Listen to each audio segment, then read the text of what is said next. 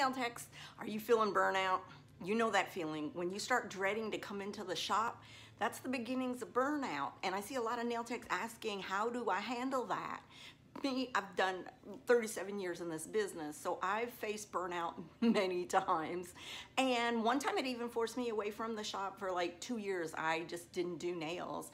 I worked at a beauty supply distributorship, and of course they put me in charge of the nail products. And so I got slowly sucked back into the business of doing nails, and thank God I did, because I had built up a new love for it. What you do is when you recognize that you're having these feelings of burnout and you don't want to come to the shop, sit down, take a moment, write down on paper everything that you don't like, every last stinking thing. Then write down in another column what you do like. And then between the two, you find out of the column that you don't like, how can you fix that? How can you change things? Because ultimately, you are in charge of your own business. You are your own destiny.